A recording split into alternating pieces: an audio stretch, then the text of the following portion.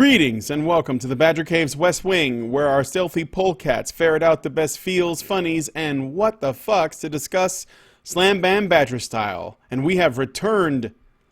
Your sinuous hosts for this evening are myself, Supreme Doge in charge, our polecat punster Hannah, Dr. Random Cam, Panda at Large, Max, Simpson's kin, not jaundiced, and our Anchorilla Scott. This evening, it's a special show. We'll be essentially looking back on 2016 at all of the great moments and the great times that we've had in the polecat and looking at what has happened, all of the happenings that had happened in the previous current year. So, I guess first of all, I'm gonna try to make this a bit casual. So, Max, how was your New Year's, man?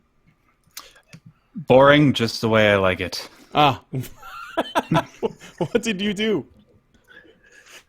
Honestly, I was doing some work, just trying to write some scripts for videos. It's very, very non-eventful. Nothing to brag about. It's only a hard time, with social anxiety and all that. But it's okay. I was very, very content this new year. Oh, well, that's good. And Scott, Mm-hmm. you damn dirty. You know what? I spent most of the evening grinding on Overwatch, trying to get the last few holiday skins from the holiday event. That was pretty much all I did. You know what? That's So what I was night, doing. basically. Yeah, I was trying to get. What, really? Oh, I yeah. was milking the last couple of because I wanted to get them loot boxes. But Yeah, man, I had to get that Reaper skin because that shit looks right. pimp as fuck. Oh, I got it. I got that early on. Nice. And Hannah, how was your New Year's? Very quiet. Exactly the way I like it. There you go.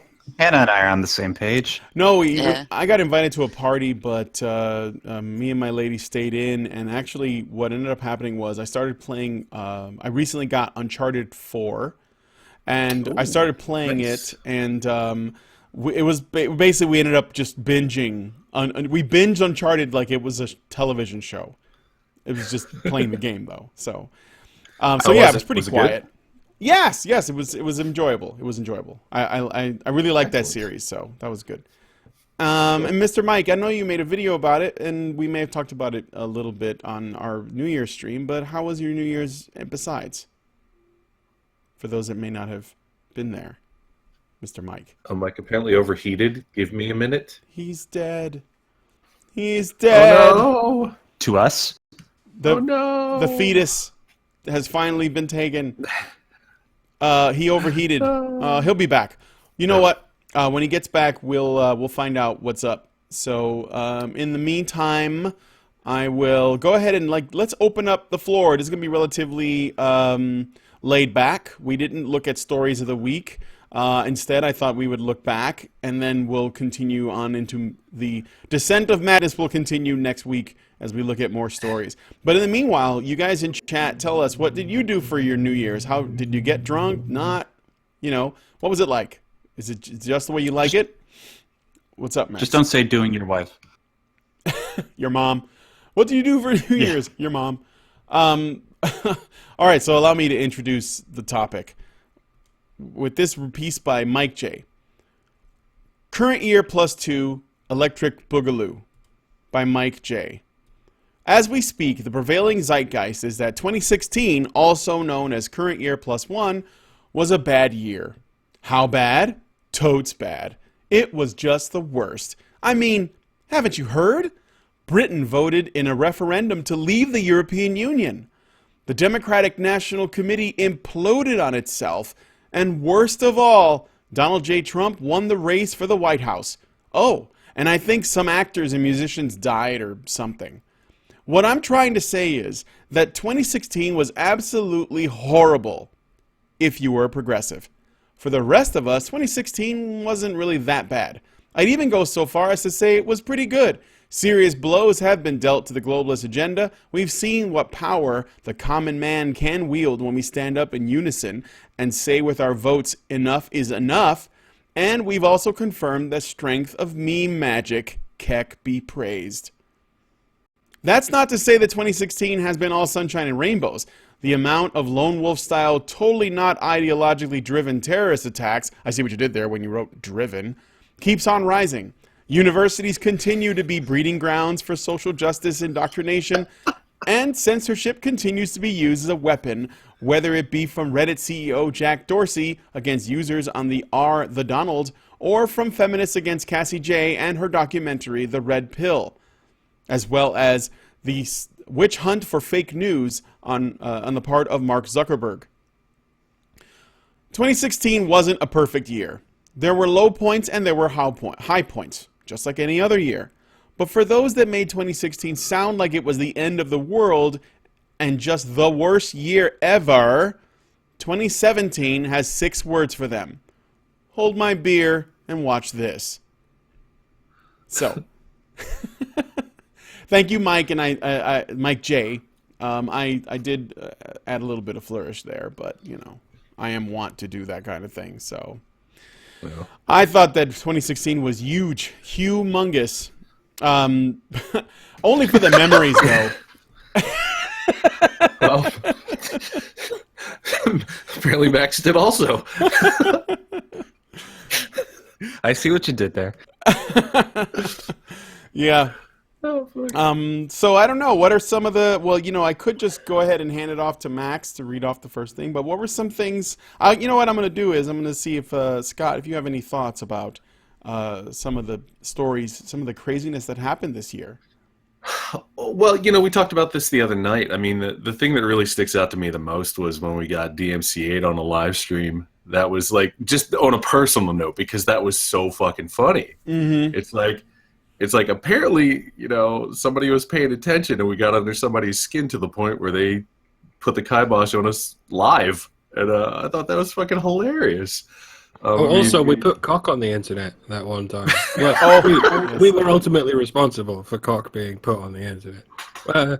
Bering was our guest, and he was penultimately responsible, but it was our fault. That was an interesting episode as well. So I guess you could say we kind of cocked things up there. Hey-oh.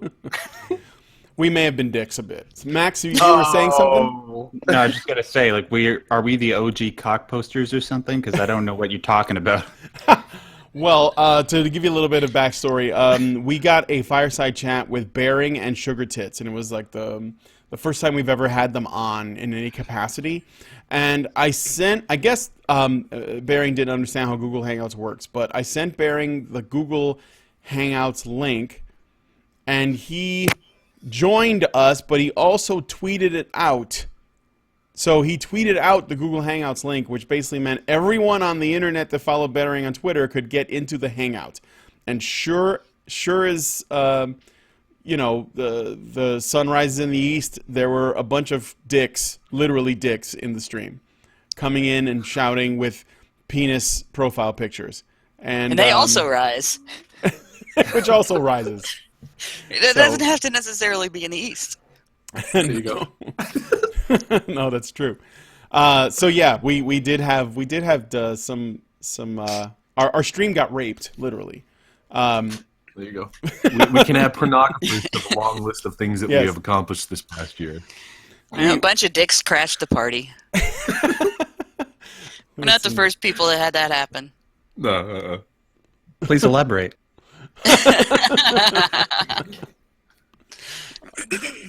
But yeah, though that there was that, and yeah, Scott, that was good. The thing where we got DMC, I think it was for a BuzzFeed video, wasn't it? Yeah, it was the BuzzFeed video.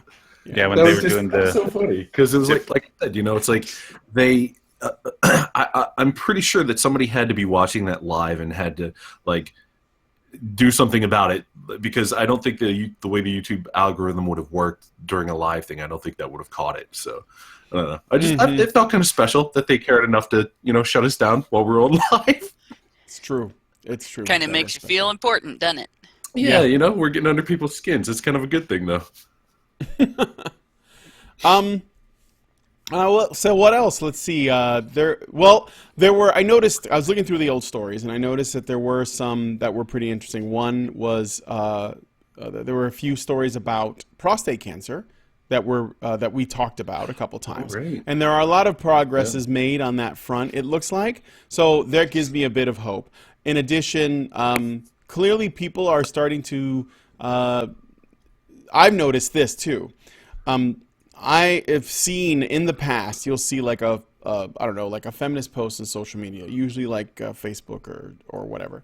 And there was a time where a lot of people would come out and sort of, white knight for the feminists putting it up, especially men, or they would essentially accept their original sin of being born with a penis and all that. But I'm noticing now that there's a lot more pushback from that front.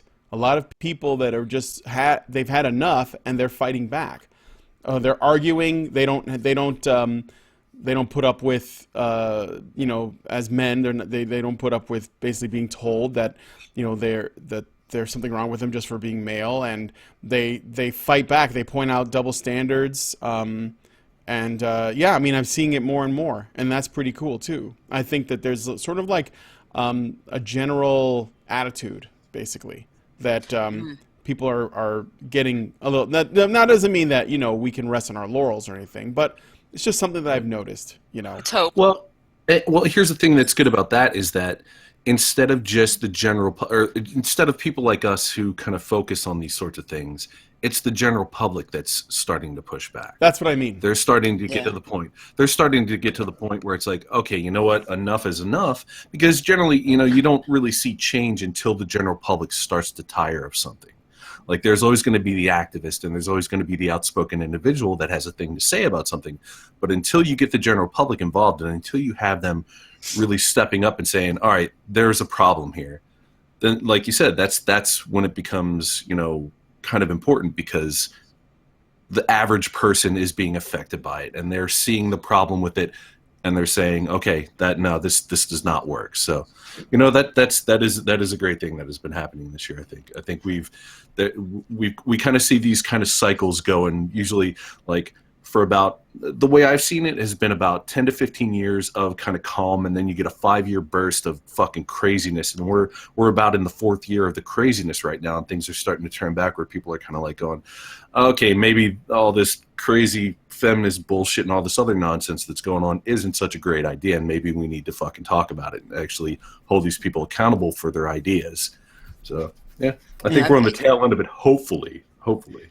I've noticed it in another place too. It used to be that when you'd see an article on a media outlet that had a sort of a feminist demonizing men in general bent, or an article, like, we didn't see a lot of coverage of the men's rights movement to begin with, but when they first started covering it, it was it was all basically lies, and it was like blatant, obvious lies if you knew anything about the movement. And people would just, comment on what was said in the article. And I've noticed that now there's a lot of comments under articles where the writer is demonizing men, or where the writer is making generalizations and writing from a very gynocentric perspective, or where they're saying shit about the men's rights movement that's just blatantly false, that people that I've never heard of, they're not people that I know from the movement, they're just people, are starting to call them on it. Well, I looked into it and what you're writing is not true, or well, that's not the way it happened when my cousin went to court, or things like that. And it's people are starting to come out of the woodwork and call these writers that call themselves journalists on lying about men, lying about legal circumstances, lying about the social situation, and lying about the men's movement. And it's good to see that, because it's not just awareness on a social level. It's actually awareness that the social level isn't the only level that the problem has to be addressed at. People take the time to comment on a news article. They're not just talking to their friends. They're commenting because they want strangers to know what's on their mind. Mm-hmm. Yeah, no, that's great. I think that, it's just something to acknowledge that I'd noticed that there is a slight shift in the conversation. Now, that doesn't mean that SJWs aren't ramping things up. I mean, if you noticed, they're getting crazier and crazier. Like you've seen, what is it? What's that one channel called? Is it Queer Kids something? And it's like some kind of PBS style, like, kids show on YouTube about. Do you know what I'm talking about? You guys heard about this? Oh, I haven't seen that. No, what is this? Yeah, I saw Felthop did a reaction to one of the Felthop Returns did a reaction to one of the things that was done on that channel, and his reaction was perfect and hilarious. Yeah. But holy crap, that channel is cancer. It is absolute. It's intellectual cancer. Yeah, it's queer kid stuff. That's what it's called. And basically, it's a kids show that teaches kids about queerness, like and It's the a LGBT show that stuff. targets kids. It's not targets a them. real kids show. No, it's a show that's made to attract children. Let's put it that way. If you want to teach them about queerness, just show them a Richard Simmons workout video. That way you can get them off their fat asses and they can learn about queerness perfectly at the same time. Well, you know what? We don't need to teach kids about queerness or straightness or any. We need to teach them how to read and how to do arithmetic. We need to teach them how to use logic and reason, and let them figure themselves out as they go, and just teach them not to be mean to each other. Don't bully people in general for any reason. That pretty much covers it all. That's why Hannah's my intellectual foil. It's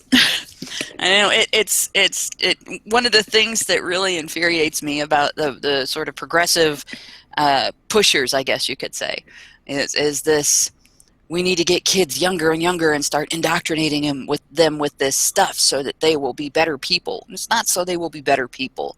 It's because you're lying to them, and you think that you can convince them better before they're old enough to think for themselves. Yeah. Well, you got to get to them while they're young. You got to plant that seed. I mean, that's something I think we're all pretty aware of how that works as far as like when you're talking about ideologies, if you will. So yeah, and I mean, it's to me, it's no different having something like that come out and target children than having some group come out and target children and say, whatever church your parents take you to, they're bad because it's a church, or they're bad because it's not my church. It's that stuff doesn't belong as a community thing targeting kids. Don't kill each other, don't beat on each other, don't be nasty to each other because you're different. That's fine. I'm all for that. Every classroom, there's a book that should be read in every classroom.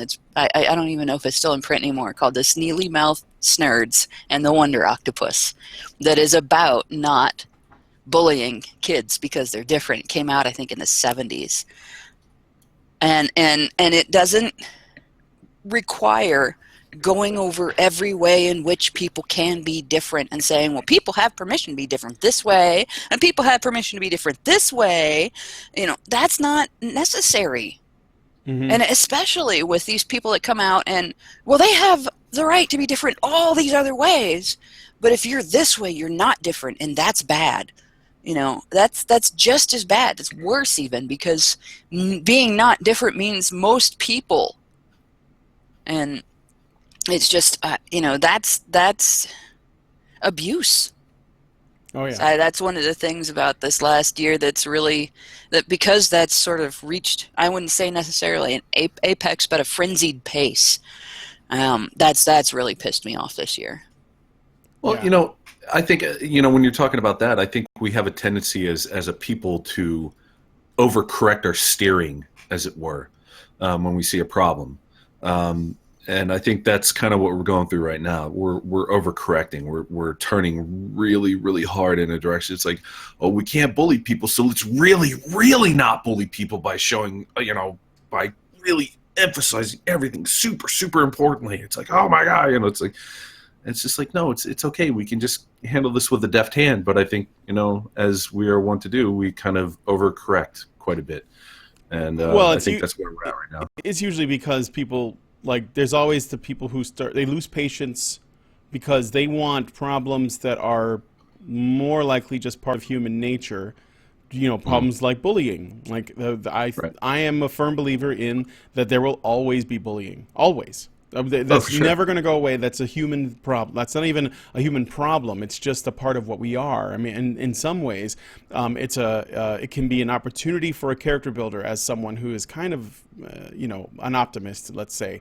And then there's other issues with, prejudice that exist. I mean, there are real sexists, there are real racists, there are real homophobes, and there are real people like this, and in the fight to try to make the world a better place that doesn't have as much of that as possible, there are people who don't understand that these things will always exist, like criminality, like abuse, like violence, always. Forever. Yeah. It's just, that'll never go away. And they think, first of all, that can be something that can be erased from the face of the planet. And they also don't want to wait. They want it yesterday. And so what they do is there's a very immediate nature to it. Yeah, they go way too far. They often run to, the biggest authority figure, like a parent, and that usually becomes the government or something like that. And they basically ask them to institute what this is. And they don't think about the long-term or even, in many cases, the short-term consequences of behaving that way. Right. And, I mean, that's social justice warriors in many ways. And a lot of times they become the thing that they're fighting against, which is why you can see that they themselves can be really racist, really sexist, and everything else. Right. So... Well, part of the problem is too, I think people don't think of us, people don't think of humans as animals, but we're animals. Yeah. At our very core, we're animals. We have instinctual behaviors that unfortunately are passed down more prominently than, say, intelligence. And so you have problems with, the bullying thing and other type of behaviors are part of, a social hierarchy, like among apes and stuff, like chest thumping, or for just to put a very basic example, it's like it's about asserting dominance and this, that, and the other, and people forget that these are instinctual behaviors, and it's not like you can just wave your finger at it and then it's just gone. It's always going to be there. I think, like you said, it's always going to be a part of humanity. Maybe at some point in the very far, far future, we'll move away from it a little bit. But I think it's just, part of our baser instincts to behave in certain ways like that, to prefer our own groups and try to protect them. And, obviously, as you grow up and you get older, you realize that, we're all pretty much pink on the inside and nothing, skin color and all this other shit doesn't really matter. So, but that's part of the learning process. And I think people want to skirt around it by, trying to look to authority to mandate it or regulate it through legislation and such. And it's just like, then we get into the over course correcting and all that kind of thing. So, a lot of the behavioral stuff, what's one of the things that was really interesting was hearing Aaron Pitsy talk about it over and over again, and how people get into a state of using violence as their solution to personal conflict. And a lot of times it comes from being raised in an environment where that was the main method that the adults in the environment dealt with personal conflict.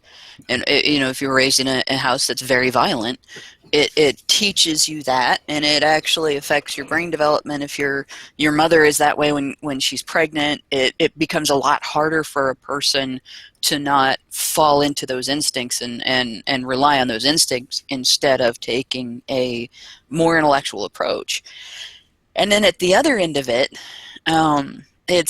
there was a neat thing. There was a document. I can't remember which channel it was either, and it was a sort of a docudrama, because they talked to the people involved, and they also did some portrayals from Compton.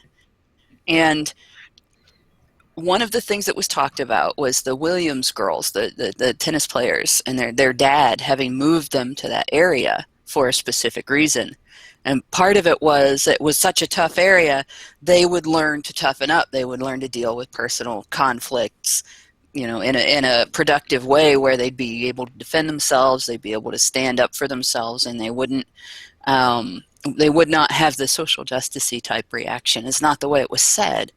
But it struck me because my parents kind of did the same thing, although that wasn't the same kind of neighborhood by a long stretch. They moved to the lower income side of a small town where the kids would, the kids in my neighborhood used to schedule fights after school. On the way home after school, I am going to beat your ass at this park that's on the way home. At 3:05, you better be there, or you're a coward. And this was how, we did things where, but if you got into a fight, it was over when the fight was over. And there were unspoken rules. Your friends didn't jump in. You didn't pull out a weapon if the other person didn't have a weapon, because those were all cowardly moves, There was honor to it, right? But if you're in an environment where if somebody says something and you consider it unjustified what they said, and your first response is to clock them, it's an entirely different thing. And, across town, the folks that lived over there, the kids would have a completely opposite response. Somebody would say something or do something that they thought was inappropriate, and all of a sudden they're standing across the street going, "You can't come in my yard, and we're not friends anymore, and I'm going to tell my mom," and the conflict would get much bigger. And it was that authoritarian thing. Everybody had to get involved, everybody had to come down, and they would have parental meetings with these kids having this conflict. Well, he said that He-Man can do this, and I think He-Man can't do this, and I'm right and he's wrong, and and it strikes me that, like what Aaron Pitsy was talking about with families where it's all violent, the same thing is true with families where they try to overdo sort of a clinical type cleanliness of violence, where nobody ever has any unregulated conflict. And I think somewhere along the line we got to a point in 2016 where the people who think that all conflict must be regulated by an authority, and people cannot work things out, people can't have fights and then get over it, and it all has to be the abusive household level of violence, and there's nothing in between, and there's no middle ground, I guess you could say. No people being able to deal with each other and solve things for themselves without going apeshit on each other. That sort of came to a climax, and I think people are starting to figure out how stupid it is and how dysfunctional it is and how damaging it is to people's ability to interact with each other. And I'm sort of hoping, even though it is instinctive for us to have conflict, and even though there's always going to be bullies, and there's always going to be violence, and there's always going to be people that use violence for bullying, but there's also always going to be people that use authority for bullying. I think we're getting to a point where the average person is able to recognize when that is happening, and we're starting to confront it. And even though it may not go away, I think we're getting to a point where we may be able to make it something that is not insurmountable. We're seeing the beginning of the end of it being a weapon of social destruction. Yeah, I suppose it's not so much the message itself necessarily as the temperament of the people to whom you introduce the message, sort of the dogmatic sort of obstacle course of the zeitgeist of the time of the people to whom you introduce the message. I mean, the original message was "don't bully," and that's an important message. But as we were saying earlier, the message sort of mutated one property at a time and became the message: if you see a bully, point at them and laugh and throw sand in their face and call them names. This is what happens if you introduce an important message to people with no sense of self-awareness. Yes, especially and if shame them publicly. If it's a term that's hinged on a word as subjective as bullying. I didn't bully you, you're bullying me now. We weren't prepared for the ability that psychological bullies have to co-opt the concept of bullying. It could happen with any message, even the message "be nice to each other." If you introduce it to selfish morons, they'll turn it into "be nice to each other or we'll kill you." And the whole grey area between those two things, the area where the black becomes the white, is just not there. You mean like the religion of peace, Mike? You mean like that? As they figure out, if we define the things that we want want to impose on people as being nice, and the things that we don't want imposed on us as not being nice, we can control everybody by saying, well, you have to be nice. That means you have to do these things. Yeah, you have to go by the committee mandated list of rules for being nice. But I've said this my whole life. I think there is a lot of value in getting punched in the jaw. I really, really do. Whether they be a kid or an adult, there are some people that just need 4 wide across their fucking jaw. I mean, they really do. You just need to feel those knuckles hit you in the face, and you need to recoil and be like, holy shit, all that shit I was talking, there is, at some point there is going to be payback for it. Or not payback, but there's going to be, a point where you have to deal with the consequences. And I think a lot of people don't understand that. And I think that's something, because I had very similar, experiences as the Hannahs. It's like, there would be scheduled fights. It's like, all right, well, we're going to do this. It's going to be, at this time, yada, yada.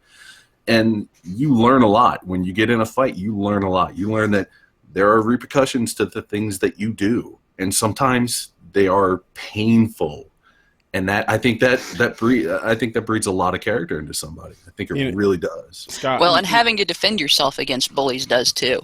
Because, I absolutely hate getting into fights. I never feel like I've won a fight. If I get the shit kicked out of me, obviously that hurts, and that's a loss. That's an obvious loss. Everybody knows you lost a fight. You get the shit kicked out of you. If I don't hit back, and I just stand there and I don't get the shit kicked out of me, but I don't defend myself either, it's embarrassing, and it doesn't hurt as much as hitting the other person and seeing them cry, but it's still not a win. And if I beat the other person up, that hurts just as much. It just isn't as obvious. And the stupid thing is, where I grew up, that's like prestige, right? You won the fight, so right. You get to hear about it from everybody. Oh yeah, you gave that person a black eye. Yeah, I know. And if you say I'm sorry, all of a sudden, what's the matter with you? Right. See, that was my problem. I got in a bunch of fights when I was a kid, and my problem was always that I got really upset at the fact that I had hurt somebody. Yeah. That was always a big problem for me. Yeah. Yeah, you learn what happens if you don't. Like the first time I had to do that, I had this chick that just decided she wanted to get in a fight. And I didn't understand at that time. I was like 8 years old, I think. And she followed me all over the park. Because this was back in a time when, the park was 2 doors down from my house. There were no adults there. There were just kids.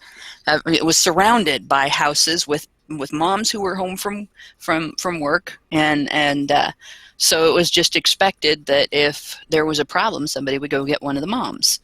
And most of the kids, if there was a problem, they would just duke it out. And she literally followed me from playground equipment to playground equipment. And I was trying to go down the slide. She went up the slide to keep me from going down. So I went and played on something else. And that should have been the solution.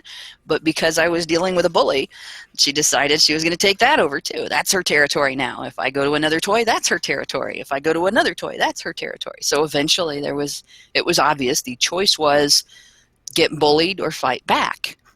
And I scared myself. I knocked the wind out of her, and I thought that I had done serious damage, and I ran home to get my mom. And I got razzed for that for forever. But it was one of those moments where it's like you have to learn in your life that you are the person who enforces your boundaries. And that type of circumstance brings it home very solidly. Mm-hmm. And people who don't learn that in their childhood because they live in this anesthetized, sterilized environment where it's not just that extreme violence is not allowed, which is, extreme violence shouldn't be allowed in your child's environment, but no violence is allowed. No dealing with bullies, no fighting back, no physical enforcement of boundaries. If 2 kids get into a fight, it doesn't matter who started it, they both get in trouble, that kind of thing. They don't learn that boundary enforcement. And they don't learn how to deal with somebody who puts them in a position where their boundaries are going to get violated if they don't enforce them. They don't know how to deal with that without going to an authority. And that's the problem that we're facing right now. But that's the thing I think right now that is getting sort of knocked down by the general public. The general public's turning around and going, hey, you know, we can't have this anymore. It's not working. All right. Well, I'm going to move on to the next segment. Max has something he wrote up where he reflected on 2016. And Max, I want you to go ahead and tell us what were your highlights. Well, I just did a write-up on one thing because I thought that originally the panelists that we were having were going to pick out one particular event, and then we just sort of talk about our experiences with that. Well, obviously, as somebody who lives in Toronto, a.k.a. the Canadian San Francisco for all its sock just leanings, you know, the obvious thing that happened in the last quarter of the past year was the whole Jordan Peterson saga. And I did a write-up on that just to remind everybody of sort of how it started and where it is at right now and what it represents. So, yeah, like I said, in the last quarter of 2016, anti-regressives, like us and everybody else that's watching us, we were blessed to have a new academic enter our collective consciousness, following the lead set by people like Based Mom and Gad Sad. You know, we had Jordan Peterson. And for those of you who are unfamiliar with the controversy, like last September, a new piece of legislation was introduced to Canadian Parliament titled Bill C-16. Now, the bill seemed rather innocuous. You know, they were just adding the realms of gender identity and expression as a guaranteed right and freedom to the Canadian Charter. However, Professor Peterson from the University of Toronto noted that the basic language of the document could lead to a potential issue regarding gendered pronouns. Specifically, it could incriminate those who choose not to use them because they aren't integrated into common English parlance, or because, you know, they're obviously commonly associated with radical left ideology. And from the beginning of October to now, Mr. Peterson has been invited on several news and entertainment programs, including Honey Badger Radio. And at this point, it seems that the stress of this circumstance is starting to consume him because a few days ago, Mr. Peterson, New Year's Eve, I think it was New Year's Eve, yeah, he put out a video, and it just broke my heart. I nearly broke out in tears because he broke down in tears at the prospects of our civilization's future, lamenting how so many collectivist ideology rather than individualist ideology. And this is apparently just, you could see it by the look on his face in that video, that it's causing him so much distress because he notes how embracing collectivist ideology has turned out in history, because that's his life's work, and as we all know, it's not very good. So hopefully, you know, Professor Peterson is able to feel better soon. Hopefully he's taking a well-earned break prior to the beginning of the new school year. And he can address whether it's his physical or mental health that is ailing him. Now, obviously, we on Honey Badger Radio support him thoroughly, and we're going to, I guess, discuss what his story has meant to us over the past few months. Yeah, that's good stuff. Also, in his video, he mentioned that he's actually going to be debating Sam Harris on his show, like later this month. I don't know that. The thing is, and you know, we at Honey Badger Radio, we don't really participate in the atheism debate because, for my part, I find the whole discussion just boring. I don't have an interest in it, but I am pretty interested in this conversation because I'm really curious about where it goes. I mean, I actually like Sam Harris. I'm a fan of his, but I really like Jordan Peterson. Actually, he inspired me to do the write-up that I ended up doing, which is we'll get into later. And I'm really curious about how this discussion will go. I mean, hopefully, you know, like they'll both be. I'm sure that they're adults and they'll probably be enriched from their conversation. So yeah, I'm really looking forward to seeing how that goes. Is there a topic in particular that they're doing? I think they're going to be discussing. They're going to be discussing atheism and religion. They should you know, get into the topic of the regressive left, because neither of them are particularly fans of it for probably different and similar reasons. You know. Mm-hmm. If I'm not mistaken, the show is an hour long. Why does it have to be a debate? Well, Peterson talked about it on his video in the context of it being a debate that he is prepared for. but I don't entirely expect that that'll be the entire hour.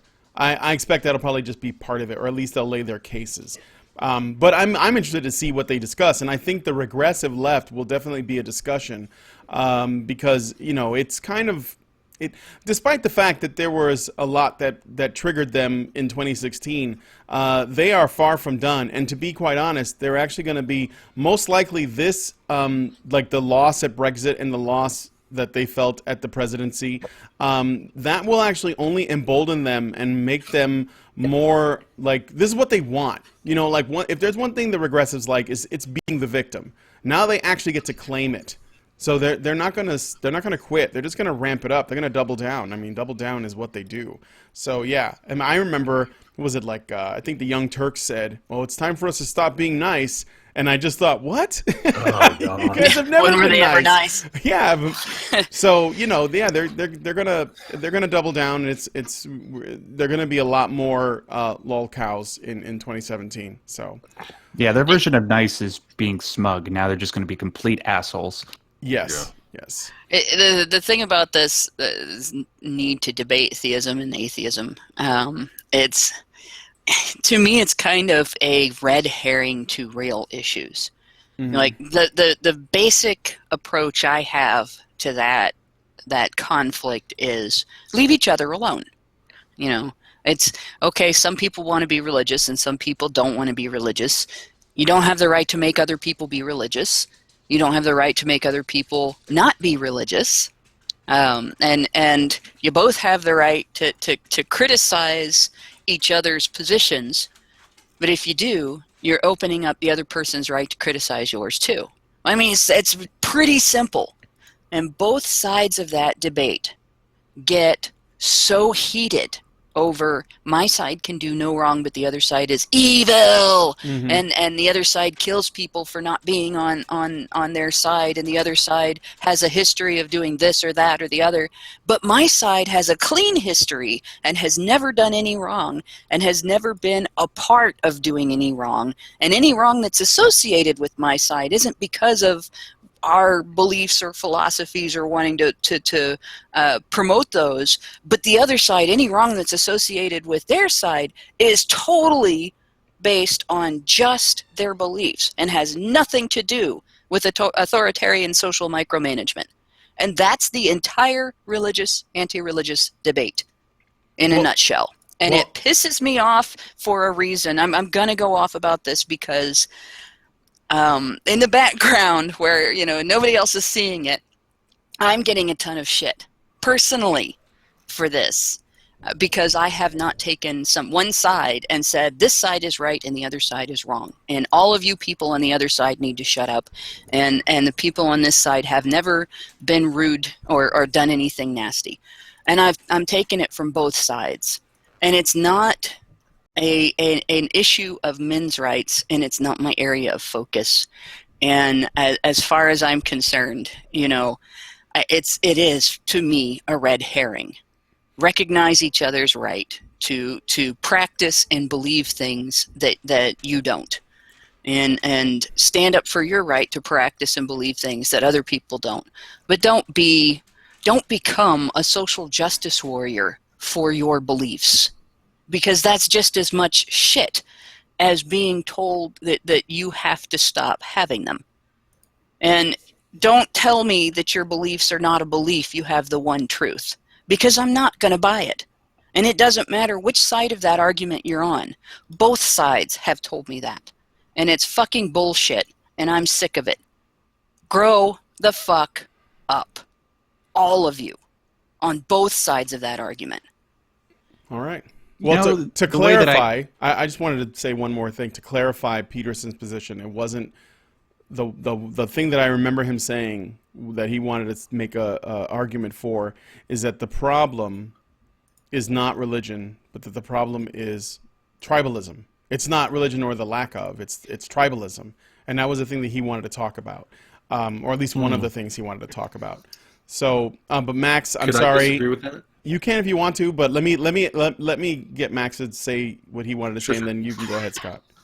Yeah, just in respect to the whole Jordan Peterson defending religion and Sam Harris being a well-known atheist, I think the way that this whole debate is going to shake out is that I'll be very much intrigued and enlightened by this conversation after I hear it. But I think, as Hannah adequately pointed out, how the debate shapes up nowadays, how both sides end up acting like ideologues to each other.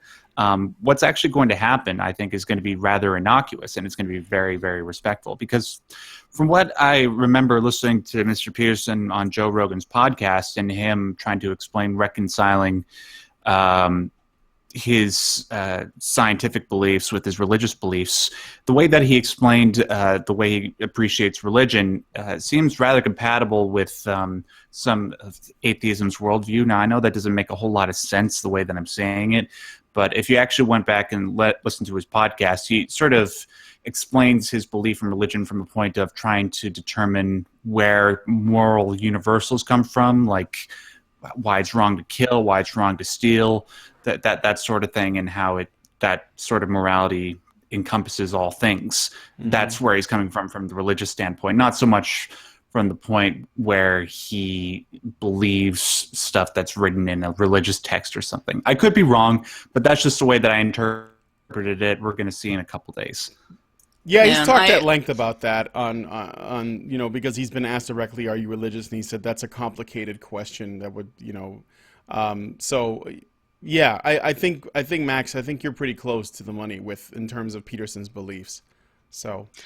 And I hope it does get pointed out in the discussion, and I hope it turns out to be more of a discussion than a debate. But I hope it does get pointed out in a discussion that whether they say it the way I say it or not, but authoritarian social micromanagement, giving power to tribalism, is really what leads to all of the terrible things that have happened in human history. Every genocide that you can name goes back to that. Every war, every terrible thing that people have done in large groups to other people in large groups goes back to combining tribalism with authoritarian social micromanagement. And it's essentially, we have the right as a group, this philosophy, we have the right as a group to force everybody on a micro level to comply with our particular brand of tribalism. That has to stop if we want to evolve as a society. Mm-hmm. Okay, Scott. Scott, are you having problems with your mic? Oh, fucking mute. Scott ne pas. There we go. I'm here. Yeah. No, just real quick. It's like it was funny because Oliver Campbell actually tweeted something about this today on Twitter. Well, obviously on Twitter, but because he tweeted it. But anyway. He said, hold on, shit, I just closed the fucking thing. He said, religion isn't the problem. People's belief system in religion is the problem. And I disagree with it because it's kind of like what you guys are talking about here. It's like religion is the problem in that that is the root cause. People turn to the religion to justify the things that they do. And that's where I have my biggest gripe with religion, is that it's used as a way to rationalize and justify and push back any criticism, because it's like, oh no, my holy book said it was okay to do this. But this is, again, I just wanted to be very brief though, because I know this isn't what we're here to really talk about. So I just wanted to kind of jump in there. And, Well, underneath that is the, like, you're looking at the curtain right there when you say that. Behind that curtain, the little man behind the curtain is for your own good. For your own good is not unique to religion. No, and we can see that with the regressives. It's in everything, absolutely. And it's something that can be present in every belief system, every philosophy, every abhorrence of any belief system or philosophy. Hell. And it's something that's not, like, it can be present, and it's not in every sect or every aspect of every philosophy. Hell. So you have people that say that about religion, and then they're saying about all religion, and you have this little country church down the street with maybe 100 people attending the church and a little old preacher that talks about how important it is that they donate to the food bank. And those people get hit with that. And they haven't done it. Right. And it's shit to do that. It's absolute shit to do that. And it's the same thing when people turn around and say, well, okay, you can point out in history where regimes have used adherence to atheism as an excuse to start killing people. Stalin did that. We have to be an atheist state so that we can avoid the problems of religion. So let's start killing the religious people. That's just as bad. And to blame religion for what happens when it gets mixed with dysfunction and not talk about the fact that dysfunction is the cause is no different than to blame atheism for that and not the dysfunction that caused it. When you blame a belief system for what happens when it gets mixed with dysfunction and you give that dysfunction a pass, what you do is you set the stage for the next time that dysfunction comes along with a different belief system as the thing that it's mixing with. There's no stopping it because, well, it's not the religion or the anti-religion or the political perspective or whatever that got blamed the last time. So if we don't recognize that it's the underlying dysfunction and we keep blaming all these different belief systems as the thing that's causing these problems, we're just going to keep having them. Okay.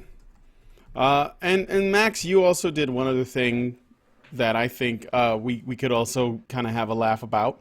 You ranked your top 5 social justice warriors for 2016. Yeah. No, I figured we might as well just end this off with a little bit of fun. I do have top 5, but I also have a couple of honorable mentions along with the specific incidents related to them. One is obviously Lacey Green. And the reason why she's unique to this year is because of the whole those 2 iconic tweets that came out after the November election, where she's like, no matter what happens, we got to stay united. We got to put the U back in the US of A, yo. And then 3 hours after the election, she's like, oh, F this, F you, white America. We're now under total Republican fascism or something like that. Yeah. And then we have obviously Carl the Cuck, who didn't really do anything.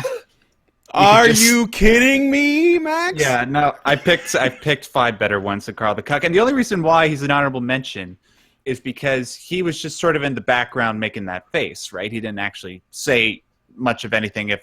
He did, but nothing has... He's a accessory to 8 Skrillex, basically. I mean, he made a wonderful contribution to the meme verse, though. You can't really overlook that. I mean, exactly. It's like, that's why he's an honorable mention. So many kecks were had, so many kecks were had because of his stupidity.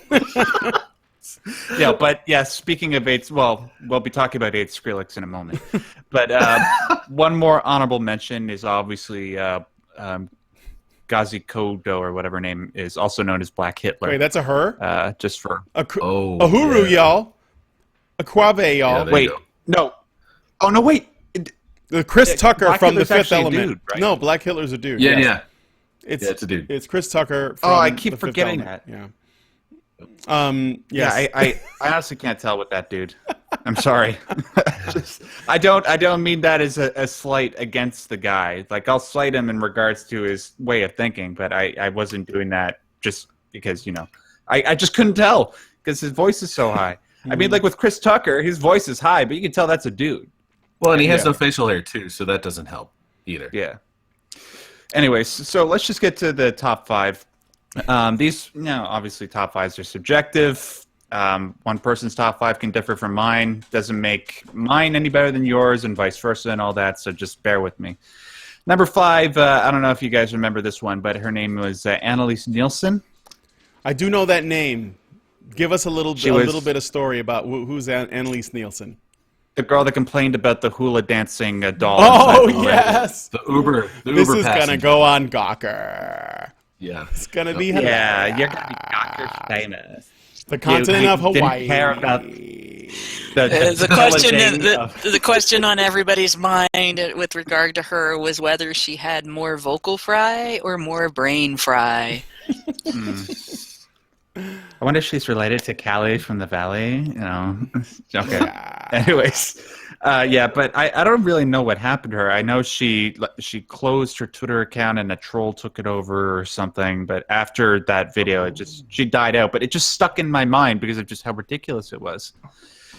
And number 4, I guess we could have just said the Young Turks as an organization, but that would sort of be cheating. So I just chose Anna Kasparian because, she's better than all of those guys. Because you know what? I think I'm better than you. I'm saying that. I'm fucking better than you. I have no respect for women that voted Trump. None. Yeah. You are 100% deplorable. Let me just condemn half of the population. That makes great sense for the entire media organization known as the Young Turks. But, I guess that's sort of... No, I wasn't going to make that joke. Get off the stage, you fat fuck. I'm against body shaming, but you're a fat fuck. Yeah, fat shaming is wrong. Just the fact that somebody could do that, just when they're trying to change their life. Get off the stage, you fat fuck! Oh, democracy, thy name is Kasparian. Yeah, she makes me proud to be deplorable. Right.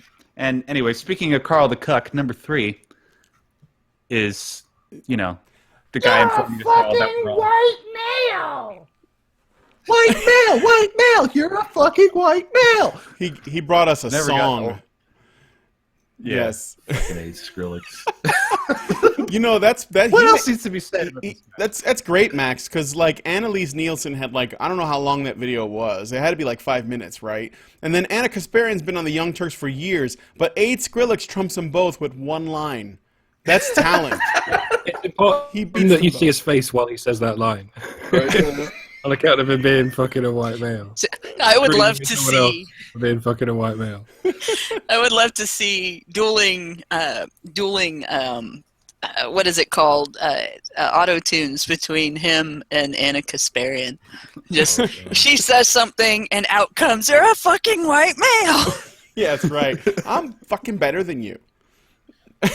Yeah, and you know what? The reason why I had Aid Skrillex above Anna Kasparian is at least with Anna Kasparian, she plays the role of an intellectual, even though she's clearly a faux intellectual. Mm-hmm. She at least says these stupid things and makes it sound eloquent. But whereas with AIDS, it's just blatant. It's there. It's raw. I think her pièce de resistance was "Get off the stage, you fat fuck." Yes. That was her aside from that moment, yeah. Just in general, at least. Okay, like I said, it's subjective, ladies and gentlemen. But anyways, moving on to number 2, something that's a little bit more objective. I'll tell you that we really need to keep this hate speech off of our campus. That's right. Trigglypuff. And we gotta wave our hands back and forward while we're doing it. She is the embodiment of 2016. If she is the embodiment of social justice warriors in that current year that happened. Yeah, Trigglypuff. I mean, is that a fat joke because it's a big problem? It is a big problem. See what I did there? What was that, Mike? She's like the fairy on top of the tree. The tree has to be top heavy. It was really quite top heavy. Oh no! It's got to be the strongest tree. Of course, it's rape if it's hardwood, right? Oh, you're not wrong. Well, if it's softwood, then you're just insulted. Yeah, no, you gotta have pine or something, because if it's hardwood, that's definitely sexist. You can't have that. Yeah. Well, with that out of the way, let's spruce up this list with our final entry. No, that was bad. Don't. Yeah. Oh, I gotcha. I heard that. I see what you did there. Oh no! God, stop, guys! It's current year. Come on. For crying out loud! Oh. I didn't think she could do it, but I was wrong. Quit needling me. You're a horrible person, Hannah. So number 1. I know. I'm such a sap. Jeez. That's definitely the root of the problem. Oh God. Would you just move on? Okay. Oh my God, Hannah. Killed. spectacular. Oh, you like it and you know it. Bow to the superiority of the punishment you're receiving right now. God. So anyways, I was a bit indeciduous about my final entry. No, I'm kidding. But anyways, with my number one spot, does anybody want to take a guess as to who it is? Oh, Well, man, I'm that's looking tough. at it, so Well, I I already mean, aside know. from but- aside from Brian, yeah, he already knows. No? I haven't got the Humongous foggiest what? idea, man. What is it? Humongous Hannah? what?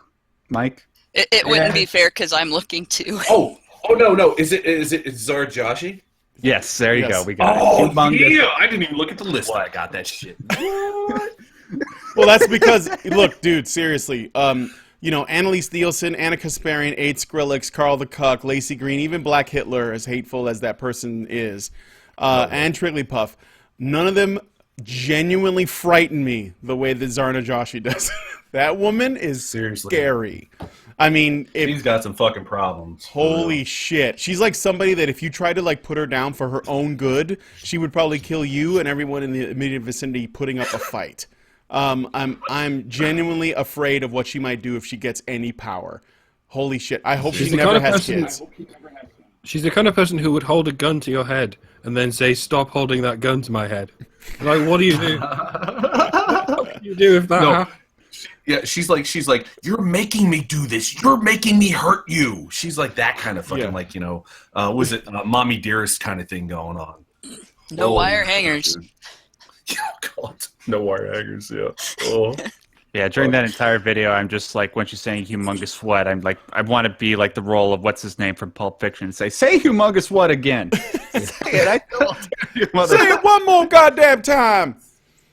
The only thing that he could have done that would have been more effective would have been to get all teary-eyed and say, "Why are you making fun of my name? People are always making fun of my name. Stop picking on me. What's wrong with you?" Oh. See, I used to know a guy whose name actually was Michael Hunt, and of course he had to go by Michael because if he went by Mike, people made fun of his name. I had a And guy in high school. he regularly- we regularly had substitute teachers accuse him of having a prank name. It didn't help that, like, if they were late to the classroom, that they would find, Ida Blonum and Gloria Sass and stuff like that in the ledger. But so then they'd get to Mike Hunt and they wouldn't. Like, I know that one from Porky's. You're not fooling me. No, that's my real name. So he could have totally blown her away with that. All he would add to stop making fun of my name. She'd have been completely disarmed. Oh. He'd have had everybody giving her shit. Yeah, she was, Zarna was fucked up, man. I mean, I can't believe she has friends. I don't even know how that works. Seriously. Seriously. I mean, I know the other Birds people of have a feather. friends too, but Jesus. You know what I Birds of a could feather. believe? You know what I could believe? I could believe that she has late-term syphilis and her fucking brain is just Swiss cheese with it, and she's a fucking nutcase because of it. Because that's the kind of stuff that like happens. If you've ever looked into that, the way that disease degenerates a person's brain, like when she started going off like that, I was like, "What the fuck is wrong with her?" I was like, Yeah, "Holy but shit, is she Scott, late-term?" that means Like, somebody fuck. put their penis in her, and I don't know. I don't know if there are. I mean, I guess there are men out there that would do it, but I just don't. We need to Right. reach out to those men. We need to find those men, and we need to get them on HBR to save them You can from catch themselves. syphilis. You can catch syphilis from the patriarchy. Oh, yeah. There you go. That's why she's so An mad at men. internalized Exactly. oppression. Oh wait, can't you get it from koalas also? Scott, Like, I'm I not don't even know joking. why I'm you know totally that. Not even joking. I'm sure it's probably true, but yeah. It might be gonorrhea, but there's a disease that you can get from handling koalas. I don't remember if it's gonorrhea or syphilis. Somehow I don't but know. I'm totally serious. I couldn't picture From Zarna handling Joshi koalas? like feeding a koala. Absolutely. For the disease you get from handling koalas is having the shit bitten and scratched out of you. They are Well, vicious. I mean, there's that too, but yeah, but like legitimately, you can actually get a disease from a koala. But anyway, I digress. That's not surprising because you can get salmonella from handling certain reptiles. So it's lots of things have bacteria as a defense. Yeah, In there you fact, go. we have staph on our skin. All human beings have staph bacteria on our skin. It fights off other bacteria. So some things that are susceptible to it might actually, not be able to mess with us for the same reason. Somebody said in the chat is chlamydia. I think that's what it was. Chlamydia. Yeah, I think that. No, seriously. So yeah. Anyway, whenever I hear that, it always reminds me that somewhere in the United States there was a woman who named her daughter Chlamydia because she thought it sounded pretty. Jesus. Gross. Well, she's not gonna date anybody ever. Did he actually go through and name her that? Yeah, that was actually that was on somebody's birth certificate. Oh my God. She could shorten it to Clammy. What's your name? Midia. What's it short for? Nothing. Oh man. So Max, I think that's a good list. You left I know that it was difficult to choose. There were a few I got to mention that I'm not really sure where they would sit. One is we got to have Jank because he talks about Saudi Arabia all the time. You dumbass, and that's a great one. I was thinking, Francesca Ramsey, because there aren't many people who have pissed me off more than she has. God. Seriously. So political correctness actually expands language, Brian. Max, did you know you're racist just because? Yes, you are, and you can't escape it. I know that. I know who else. I forgot one other one. All white people are racist. All men are misogynist. Oh yeah. And something transphobic. Milo Stewart. All cis people are transphobic. Yeah. Yeah. We would be remiss too if we didn't mention MTV as a whole. Yeah, right. For the cancer that they have spread far and wide across the internet and beyond. Oh yeah, for sure. Cops weren't born blue. You weren't born blue. I mean, what? Yeah. So What do they dumb. fucking have against Smurfs, yo? What did they ever do to them? Melissa Click. Look, they're short shaming because they're only 2 crab apples high. So it's fucking terrible. Fucking hefty Smurf. Go on. No, it's okay. Don't forget Melissa Click. And I don't know if they were. I just find them hilarious. But the Black Israelites. I don't know if that's from 2016, but that's, I believe, the year that I found out about them when Mr. Mercator, formerly known as the Internet Aristocrat, made a video about it. And it just cracks me the fuck up. I'm not even sure that they count as SJWs. I just think they're hilarious because, they was Kangs. They're harmless. There was Kangs. They was Kangs and shit. Was they Kangs? Was they Kangs? Yeah, they was. Okay. So... That's right. Very good. Melissa Click was 2015. Okay, my bad. That was last year. See, it's all blending together, man. It's all blending together. Yeah. All right. Don't cross the current years. Yes, we don't want to do that. Social justice, anti-deity coming through the portal. If you do that, it's bad. Yes. Someone mentioned that Trudeau should probably also get a mention. I'll give him an honorable mention for Justin Trudeau, but I think 2015 was probably a stronger year for him because that's when he gave us the meme. It's the current year, so maybe that's like a longer lasting thing. But yeah, I mean, the Young Turks. In the tit, he did elbow a woman in the tit. Yeah. And praise Fidel Castro. It's been a stunning. He might be the son of Fidel Castro. That is correct. Oh. And don't forget Emma Watson. Oh, Emma Watson deserves an honorable mention for her many instances of neuroticness and completely cluelessness. Didn't she just have a movie open in theaters Beauty in the Beast. UK and had 13 people go see it? Oh, and that's it. Wow. Wah. I didn't hear about that. Yeah, there was something on one of the odd news compilation sites that I visit because for some reason a lot of men's issues end up in those areas instead of mainstream news. But there was something about it. Literally was a huge flop. It was like just dead. Mm-hmm. I don't know. I'd like to know if that was Beauty and the Beast, because that would seem kind of crazy because it's a Disney movie. But Beauty and the Beast hasn't come out yet. It doesn't come out until March. oh, does it? Oh, okay. Yeah. Is it a Okay. Disney movie? Is Disney doing it? Yeah, they're Sure, essentially yeah. they're Yeah. just remaking the animated one looking with at it live now. stuff. Oh, for called crying out Colony. loud. It made £47 at UK box office. Ow! Okay. Wait, what was it, Mike? You, say what you will about Disney, but Wait, what was the making a movie? live action version of anything Disney has already animated is not an improvement. No. Like whether their Well, politics might be Jungle they're Book? dumb, they're no, I don't care. The animation is beautiful and fabulous, and it cannot be made better by making it live action. I don't care. Well, I don't think it's made better. I think it's a different dynamic, and it's an interesting thing. Like because the Jungle Book is actually, I love the original, the animated. Like, don't get me wrong, it's one of my favorite fucking animated films ever. But Yeah, the new one is actually, it's pretty solid. I I'll have give it not. I've seen trailers and stuff for it, and I have avoided actually going to see the whole thing because it's just going to take time for me to do that. No, I feel you. I saw the remake I of the disagree, Jungle Book too. Actually. Go ahead, Max. No, I was just going to say I disagree in respect to Hannah's opinion on making live-action adaptations. I believe there are multiple different ways of telling a story, and regardless whether there's already been an instance or not, there are different ways that you can improve upon the existing source material. And sometimes they don't do it well, like they did Maleficent and Alice in Wonderland. Those were yeah. absolutely terrible, whereas Those are the awful. animated versions were obviously superior.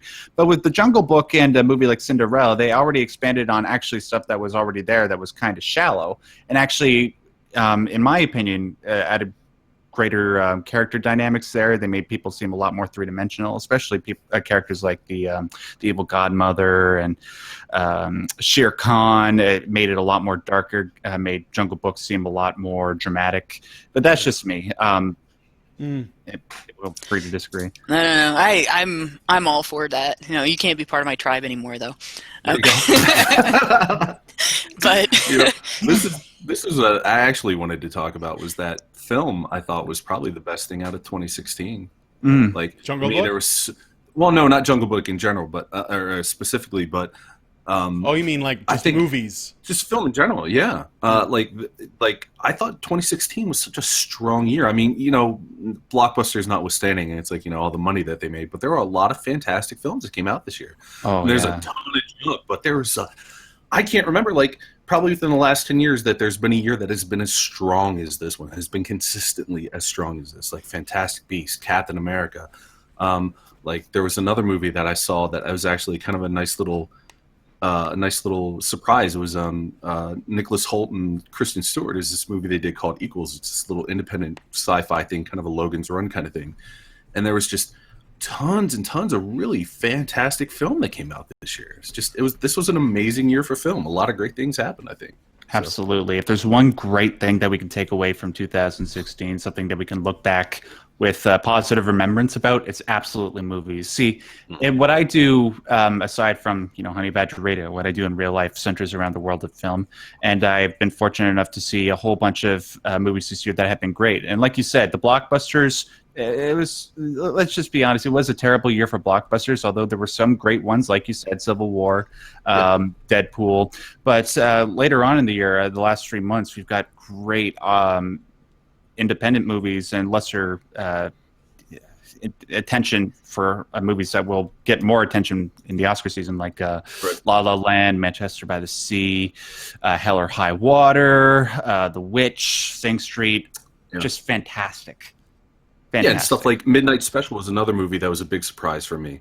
Don't Think Twice was another great. It was a great little indie piece by Mike Birbiglia, and it had Keenan Peele. I think his name is the bald guy from the Keenan and whatever it is. Oh, Keegan-Michael Key. Yeah, him. Thank you. Yeah, but there's been so many wonderful little films that have been out this year, along with there's been the great blockbusters as well. But there's been so much great film this year. It's been fantastic for it. Yeah, you wonder if maybe it's possible that it's partly due to the fact that the studios are starting to ignore the political stuff and just get back to great storytelling.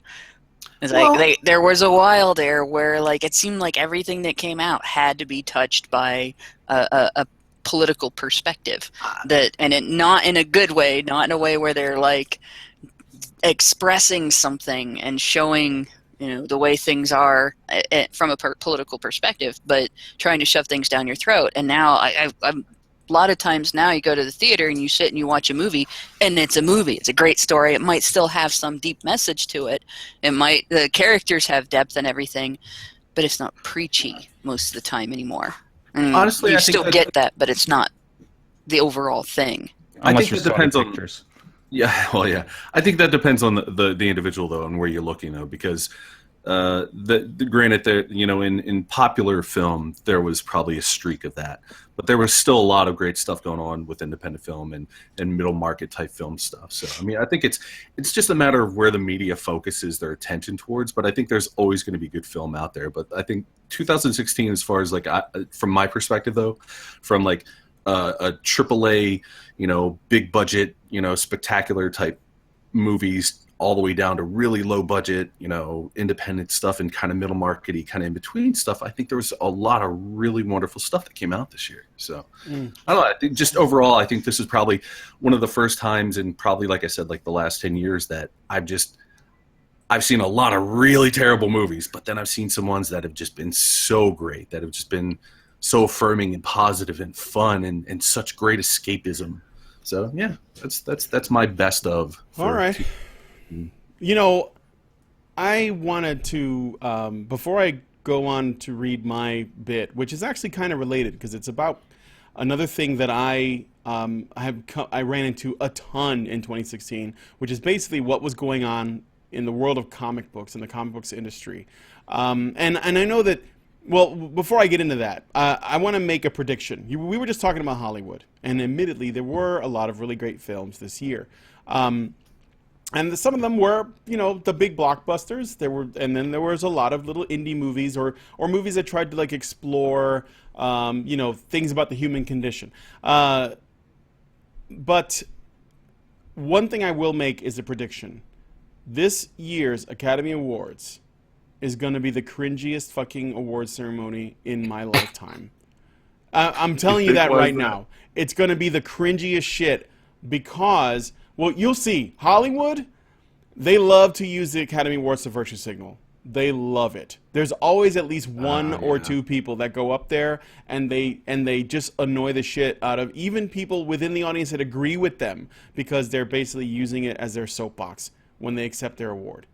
And the worse they think our culture or our society has sunk, or if there's some decision that was made that they disagree with, the more they're prone to use that as an opportunity to speak out. And at the Academy Awards this year, with the election and Brexit and all this other shit, all this pushback and Leslie Jones and Ghostbusters and all that, we're gonna hear from them.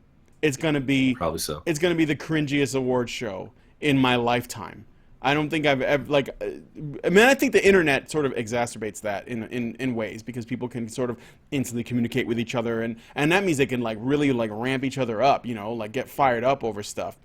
I expect that will be the cringiest awards. I'm gonna have to watch it. I'm gonna have to watch it so they can record it so that I can be a part of all of the response videos that everyone's gonna be making to the Academy Award people who go up and have something to say about what's going on in the world and how terrible middle America is and how terrible whatever, just like all this shit. So be prepared. I'm making the prediction now. It's going to be the worst. I'll add to that one thing. What's going to happen is everybody's going to watch it for the same reason that you are, to watch the train wreck, to see the cringe, to be part of discussing the cringe and everything. And they're going to see these huge ratings and they're going to be like, this was a screaming success. This is the way we should do this. Yeah, we're going to do it next year. Yeah. Exactly. So yeah, that's what's going to happen. But you know what? We were just talking about good stories, and Hannah was talking about not politicizing them, and that could be one of the reasons why they're good, and that sort of became a discussion. Well, I want to talk about comics because that was one of the things that I want to touch on. So if you'll allow me. A lot has happened in 2016. Celebrity deaths, geopolitical change, government power has shifted hands, and the rise of alternative media, amongst many other things. So why have I chosen to talk about the comics landscape? It seems pretty petty by comparison, to be honest. But please, humor me for a moment. As a kid, I loved comics. The artwork and creativity that went into them was awe-inspiring. I didn't even realize that comics were a kind of mixture of cheap, profit-driven entertainment, which is what it was intended to be, and a collectively created modern mythology, which was completely unpredictable by the people that were making it. I think to myself and wonder what people will think about comics in 1,000 years or 2,000 years. Sure, it sounds grandiose, but as a lover of Greek, Japanese, Chinese, and Egyptian mythology, even Bible stories, I'm willing to bet that those tales were also used as a form of entertainment for their time as well. But something has infected comics recently, and in 2016 it was really bad. Outside of the industry, there were cultural critics and feminists who would normally not spend a dime on comics, forming opinions about how female characters should be drawn and what covers or illustrations should be removed. They would create pressure, call for bans, and even try to ruin reputations if the artists being shamed resist. Journalists who report on comics would bring their identity politics front and center, using their platform to try and steer the market in the direction that they want it to go, giving undue praise to books that were mediocre but have the right kind of diversity, despite being cringy and dull. Within the industry, artists and writers would blatantly tell ham-fisted social justice stories with bad writing and bad art, even by comic standards.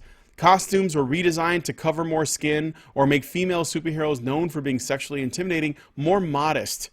Men were turned into women, straight men were made gay or bisexual, white people were made into black, or they were made into Nazis if they were men, and the Red Skull would make good arguments against open borders, while Bor, the father of Odin, would share unsolicited opinions on Israel. Comics had become not only more political, but in a very one-sided and, in my opinion, pathetic way. I'm still waiting for Daredevil to come out as atheist.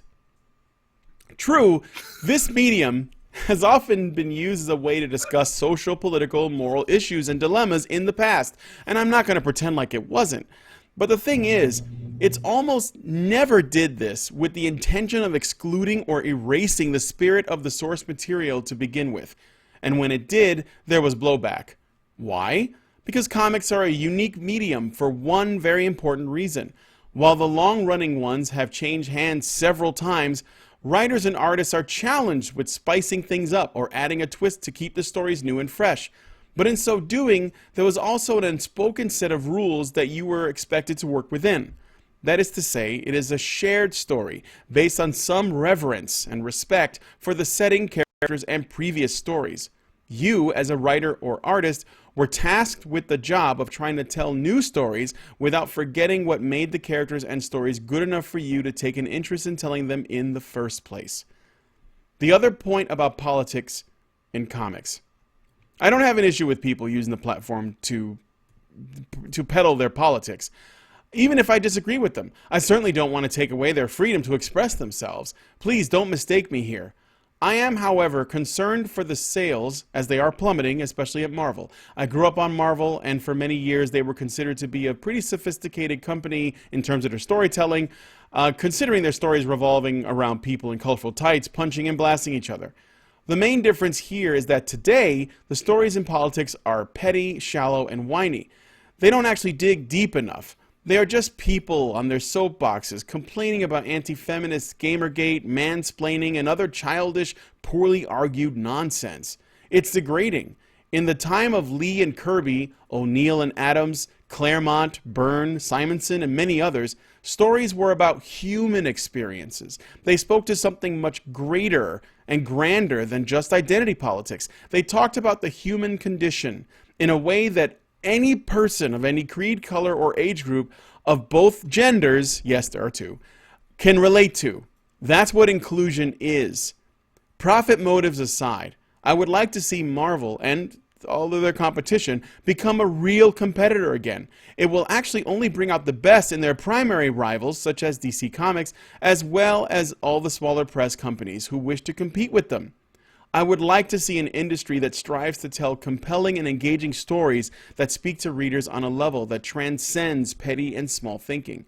I hope to see stories that raise questions and perhaps even invite real discussion, not sermons that preach social justice as if it's immune to criticism. I want to see comics that are fun again and perhaps don't take themselves too seriously all the time. I guess I want to see an industry that loves its work, its readers, its history, and its worlds as much as I do. And that's what I think. And I say, I respond? yes, you may. Go ahead. I would say, I agree. I agree with. I agree with speaking because it's fun. I agree with what you said, and I think the problem is where, if we look into the past history of comics, writers, artists, they didn't skirt around political issues, but they handled them with a much more deft hand. Right now, we're seeing people like Lindy West, I think it is. She's the one that wrote I think she was the one that wrote the Unsolicited Opinions on Israel thing, which we fucking blew up. Was it Angel, I think was the comic? Yeah, I think it was Angel. Yeah. But we're seeing people who are using these platforms as a bludgeon. In the past, they would address these things famously, one of the most famous instances of really kind of addressing a social dynamic or a social issue of the day was the Green Lantern and Green Arrow comics, where Speedy was a drug addict. He was addicted to heroin. Yes. And they kind of tackled that. But that was the O'Neill and Adams run of the Green Arrow, Green Lantern. Yeah. Right, and they handled that with a much more deft hand. They didn't beat you over the head with it. Mm-mm. They kind of put it out there, and they showed you what was going on. And maybe my remembrance is a bit rose colored. But your member berries. This is from what I remember. Yeah, my member berries. But they didn't use it as a bludgeon. They didn't use it to you're wrong. You should feel bad. They tried to present, like you said, these were human stories. They tried to present it in a human way, in an empathetic way, where it wasn't just trying to make you feel bad and trying to force their own, ideas about this stuff. They kind of put it out there and let you kind of digest it and take from it what you will. And I think that's the thing that has really hurt comics the most, is that you have people like Lindy West and a lot of these other, people that I think they've gotten into the realm of comics because they see it as a way to push their own agendas without having to actually do the work. They can just come in and change established characters, change established paradigms to fit what they want it to be, because they see, comic movies make fucking crazy money. Oh yeah. So it's a way to elevate their work without having to do the work, or elevate their viewpoint, without having to actually put the work in that was already done, for 50, 60, 70, 80 years previously to get to the point where they're at now. And it feels cheap and it feels gross. And the messages that they put forth feel gross because of this, to use one of their favorite words. It's so gross, But yeah, that's kind of what I feel about that. It's kind of a bummer that they're using this thing as their proxy to force their junk into the world, and they degrade it in the process. You know what you've noticed? I've noticed in a lot of different things. It's in comics, it's in television, it's in movies. Mm-hmm. It seems to be, and even music and everywhere. And one of the things that strikes me, like what you described, just putting it out there. I remember growing up, I've never been a huge TV watcher, partly because I wasn't allowed to be when I was a kid. But the television programming of the 70s and the 80s, while, today we look back at it and it's, it was adorably campy, there was, if you look back at a lot of shows, I've been watching, actually, Cagney and Lacey on the nights that I work Sunday nights. I get to work early enough that while I'm dusting the living room and doing stuff like that, I'm watching Cagney and Lacey. And they had a lot of social issues in that show. And the way that, and then the other one is In the Heat of the Night, which I don't know if anybody else remembers that one but me.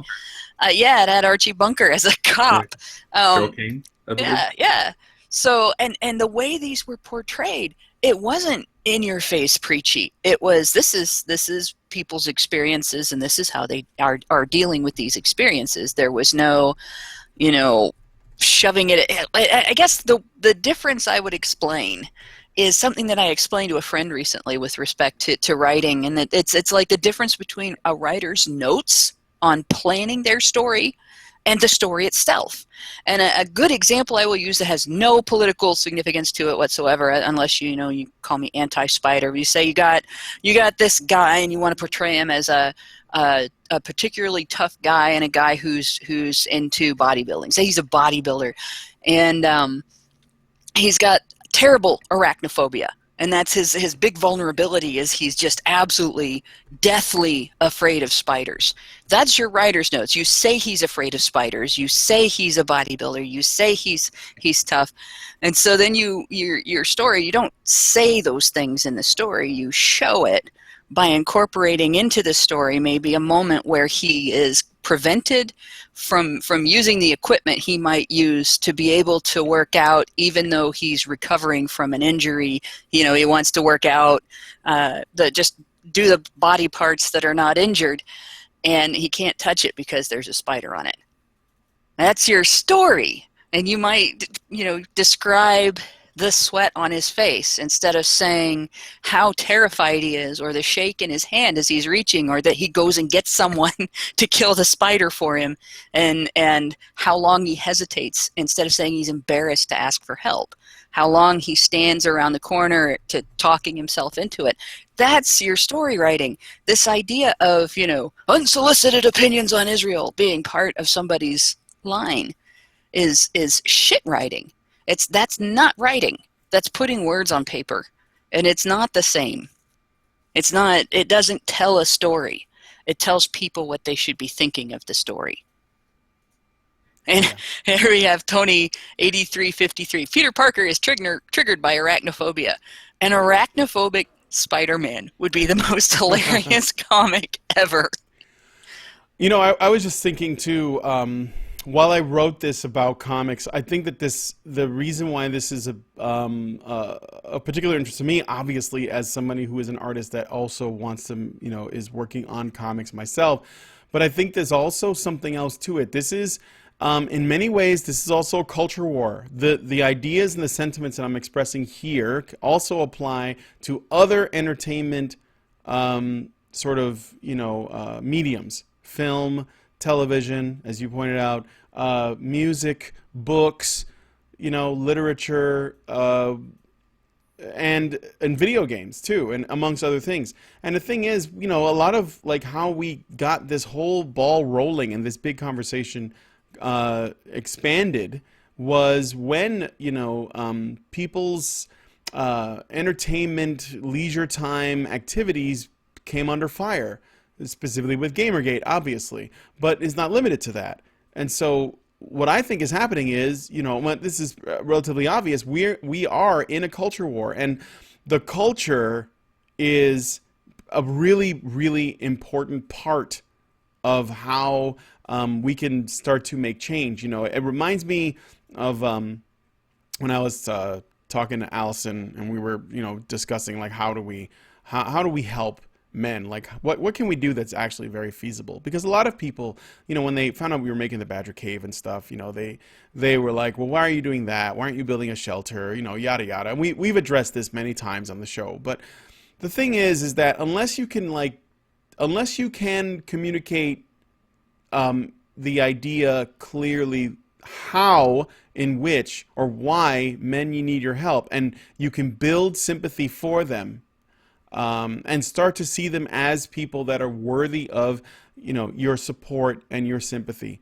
You have to introduce to them these ideas without preaching, but allowing them to come to their own conclusions. And that means you have to bring new things to the culture, essentially. Bring what you have to the table and see if people decide they want to bite. And you have to do that in multiple ways. I mean, I try to do it with my comic. When I'm on issue 3, page 15. I just finished a page yesterday, and I have another one that's almost done.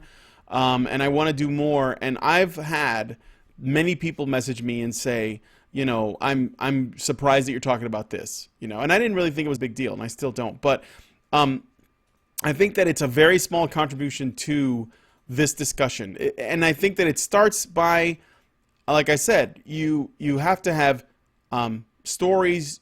You have to crave stories about the human condition that is beyond it transcends race, it transcends gender, it transcends in a way that, makes sense, obviously. So that when somebody reads it or watches it or goes to experience it or plays it even, they're not thinking about like how badly they need to see themselves in something, because that comes from, in my opinion, that comes from insecurity. It should come from your desire to consume the media should be more about, loving what you see based on the way the stories go, or the personalities that are, interacting, or the tough moral choices, whether they're made or not. Maybe it gives you something to think about or discuss. Scott, you mentioned the Neil Adams and O'Neill run of the Green Lantern and the Green Arrow, and the thing is, in those books, there is no flag being planted firmly on one side of the discussion. Right. They actually address extremism. They stress extremism on both sides of the left and right argument, and that is the reason why those two guys, despite the fact that they disagree on a lot, they work together, because they're trying to figure it out. And that's and that was the power of that series. That duo. One was hard left, one was kind of hard right, and they and that was they found that middle ground, and that was what was so great about that series in general. Exactly. And so that's something that you don't see now. Like, there's no let's look at both sides of the coin and like play off of it. It's basically, I believe this, and my beliefs they're not just the right beliefs. They're not just better. They're pragmatic. They're absolute. Yeah. These things are just you're either sacrosanct. Basically. This is what I believe, and you either believe this or there's something wrong with you, and I will misrepresent my opposition, or even people who are, undecided or whatever, in the worst possible light. And I don't have anyone to challenge me, and I'm not even interested in challenging myself. And that's just, it's lazy and transparent. And I think that people are, the plummeting sales is evidence of that. And I'm sorry, but I would be really sad to see it go. And I don't think it ends there. I just think that might be like the first casualty if it were to continue down this path. But, film, television, all forms of entertainment are, like, music is on its way, because there's too much, there's too much stupidity in it. I mean, not just stupidity in terms of like the lyrics and what they're talking about, but just like in the discipline of it is just like not there, not like it used to be. So.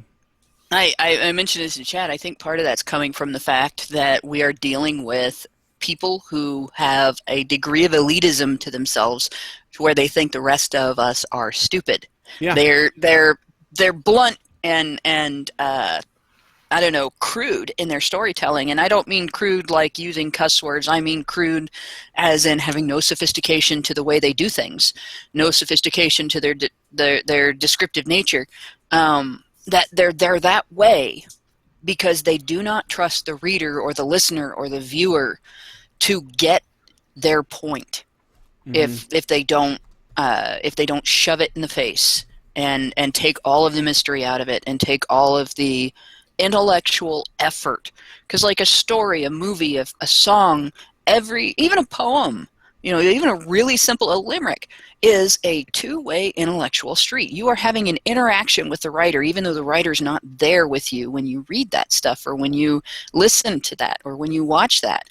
You are having an intellectual interaction with that person or that group of people that worked on that project. And it is a tool. You have to put effort into understanding these things, and it takes your analytical capabilities and your emotional intuition and so on to get that stuff.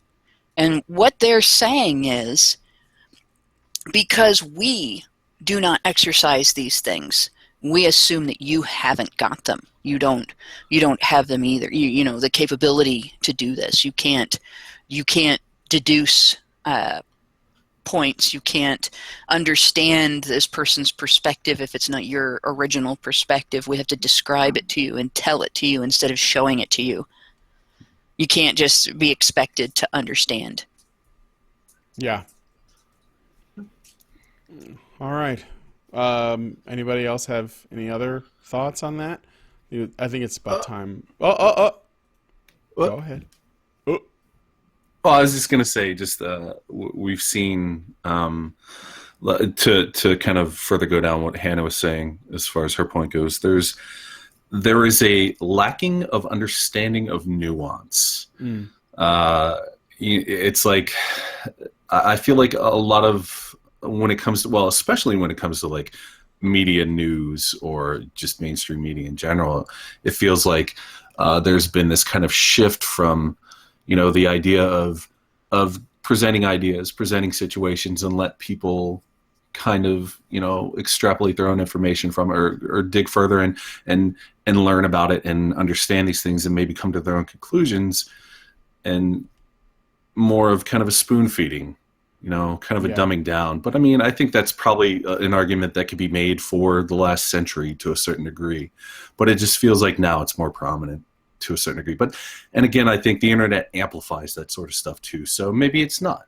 Maybe I'm just, I'm in my own little bubble that I inhabit, that I'm seeing it this way. But it seems like, to a certain degree, it seems like it's escalated. Maybe it has. Yeah, maybe that's a good way of putting it. Maybe it has escalated. But, again, it's a matter of perspective. So I could be completely wrong. Who knows? So. No, I think you're right. I agree with you. I mean, and it's something that I noticed. I've been noticing it in odd little ways. Like, over the last 20 years, once in a blue moon, you'd go someplace and you'd be in some backwater area, and their signage at some gas station would have a grammatical error or a punctuation error, or they would have what my father always called Mahoneyisms after Slip Mahoney from the Bowery Boys, who would misuse words. This woman's hysterical. Get a doctor, when he meant get hysterical. Which I'm good at Mahoneyisms myself, so. That's part of the reason why I remember that term. But that was a rare thing when I was in high school, and that was when I was most sensitive to that stuff, because, of course, you're in high school, you're studying that stuff.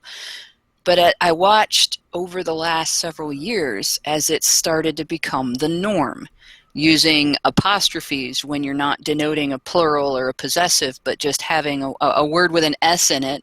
Oh, there's an S, there must be an apostrophe. Well, no, that's, when you're using a plural instead of a possessive, they're putting an apostrophe there, or things like that, or the gas station that was trying to advertise two of something for $5. But where they put the dollar sign, it said $2 for $5. And they argued that it was grammatically correct because that's the way they read it. And just things like that. And I've noticed over time that that's become, instead of the odd thing, it's become the norm. And I'm seeing it in government paperwork. And I'm seeing it in paperwork that comes from the corporate level in an employer. And it's not so much that it's a big deal or a regulated thing or things like that, but it's the fact that people are usually, or it used to be, that people were usually better educated and more meticulous, and it was considered a big faux pas to make a mistake like that. It was an embarrassment. You wanted your things that you were presenting to the public in a business environment or in a government environment to be free of those mistakes in order to avoid creating misunderstandings, like, the $2 for $5 versus 2 for $5. And that is everywhere. It's in media, it's in entertainment media, it's in school. I've actually seen errors like that on homework papers that had come home from school with my son when he was in junior high school and stuff. And it's becoming more and more common. And every time I see it, I can't help but think of Fahrenheit 451, because that's what that book was about, which, by the way, is banned in a lot of schools now. But that book wasn't. Everybody thinks that book was about censorship. Censorship was a vehicle in that book for the dumbing down of society. And that prediction is coming true.